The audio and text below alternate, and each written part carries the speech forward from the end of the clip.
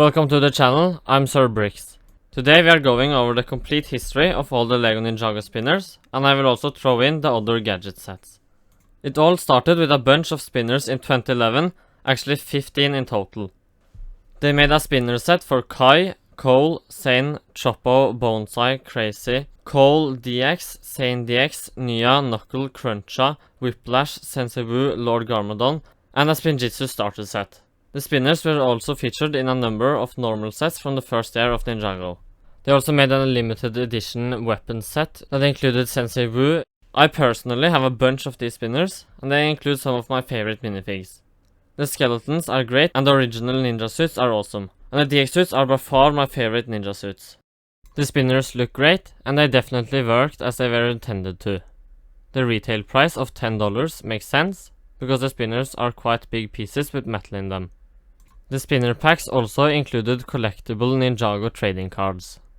In 2012 they released more spinners, though these were upgraded a bit. They made a spinner for Kai CX, Lasha, Kendo Sane, Snappa, Samurai X, Fang Sui, Spitta, Energy J, Fangdom, Energy Cole, Slithra, Lloyd CX, Energy Sane, and a starter set and a weapon pack. They also made 2 arena sets, Spinner Battle Arena and Training Set. But in 2012 they didn't just make spinners, they also made booster packs, such as Kendo Cole, Lloyd Garmadon, JCX, Sane CX, Mesmo, Baitar, and Lisaru. The booster packs included a minifigure, some trading cards, and a bunch of weapons and add-ons to the spinners. Since they didn't include a spinner, they retail for $5, which is half the price of spinners. That basically sets a precedent that the spinners are worth $5 each, which I guess makes sense, since a minifigure is probably worth at least $3.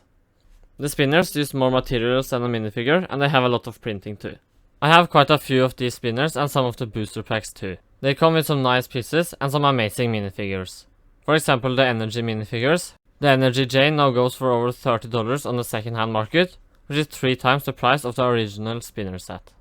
Overall, I think the spinners from 2011 and 2012 were amazing, and they offered a chance for kids to get a lot of minifigures they wanted, and they could therefore kinda act as army builders. There were no spinners released in 2013 and 2014. The concept made a return in 2015, but this time it was Airjitzu flyers, meaning that the spinners fly. They released Airjitzu flyers for Kai, J, Cole, Sane, Morrow, and the Wraith flyer. An Airjitzu flyer was also included in the 70735 Ronin Rex. The Airjitzu flyers did actually fly, and I think they offered quite a bit of play value to kids. They were not really meant for inside use though, because they could easily knock something over or crash into stuff. I had the 70735 Ronin Rex, so I have one Airjitzu flyer. The Airjitzu flyers returned in 2016 in the 70509 Airjitzu Battlegrounds.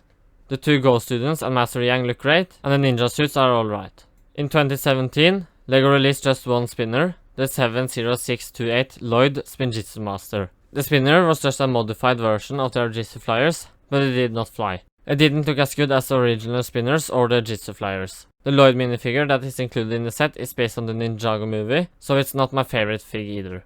I'm overall not a very big fan of the Ninjago movie designs for the ninjas, and I still think they should change the faces to look more like they did before the movie released.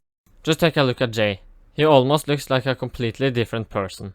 They continued with the Spinjitzu Master Spinners in January of 2018, and now they made one for Kai, Nya, Jay, Sane, and Cole. They also made another one for Lloyd, which was included in set 70640, Sons of Garmadon Headquarters. In my opinion, the Spinjitzu Master Spinners are inferior to the Airjitzu flyers and original spinners, but they still offer quite a bit of play value. In June of 2018, they re-released their Airjitzu flyers, probably because the Spinjitzu Master Spinners didn't sell that well. They made an Airjitzu flyer for Wu, Cole, Jay, Kai, and Sane. The only thing different from the original flyers was that they added some decorative wings to the hilts, but the price also jumped from $10 to $15. The minifigure still had a Ninjago movie design, which I think is a bit unfortunate. Taking all that into account, I think they are inferior to the older Airjitzu flyers, but they are definitely better than the Spinjitzu Master Spinners. In 2018 they also released 3 training pods, one for Jay, one for Cole, and one for Sane. They are kinda similar to the old booster packs from 2012, they include a minifigure and a few weapons. But the big plastic pod increased the price, so Jay's and Cole's pods retailed for $9. Sane's pod came in a polybag and was a gift with purchase. They also made a training pod for Lloyd in 2019, which also retailed for $9. The pods are actually quite nice though, so the increased price isn't too big of a deal. LEGO made up for it in January of 2019 though. They released new spinners, and they were actually a new design this time. They released spinners for Kai, Jay, Zane, Cole, and they also made 2 double packs. Spinjitzu Nya and Wu, and Spinjitzu Lloyd vs Garmadon.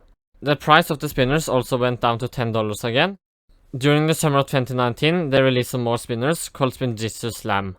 They made one for Lloyd, Jay, Zane, and a double pack with Kai vs a Samurai. The molded Spinjitzu pieces that I used in these sets were also quite accurate to the show.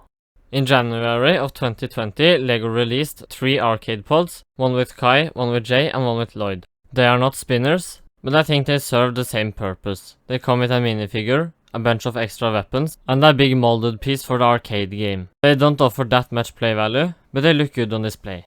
In the summer of 2020, LEGO released some more spinners, called Spinjitzu Burst. They made one for Cole, Kai, and Lloyd. They were just simpler versions of the Spinjitzu Slam spinners from 2019, and they came with less pieces. They also lacked the complete molded Spinjitzu pieces, and instead replaced it with some not that great looking hinged pieces. We haven't gotten any spinners in 2021. In January of this year, they released 4 epic battle sets, Kai vs Skulkin, Zane vs Nindroid, Jay vs Serpentine, and Cole vs Ghost Warrior. They all include a small build and a bunch of transparent pieces. They retail for $10 and come with 2 minifigures, so they are definitely fairly priced. I do still think the booster packs from 2012 are better. The booster packs included actual weapons instead of just a bunch of transparent pieces that simulate the ninja's powers.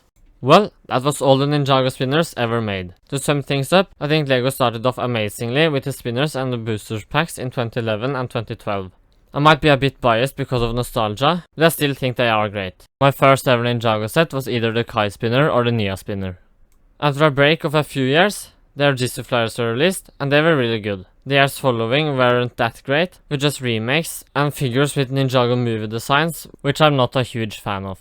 But in the last 2 years, they have started to get a lot better. The minifigures have returned to a normal design, and the spinners are at least of original design, not just re-releases. Hopefully we will get more spinners or other similar sets next year. Well, that was it. If you enjoyed the video, smash that like button, and if you want to see more awesome LEGO content like this, make sure to hit that subscribe button. See you later, Sir Bricks, out.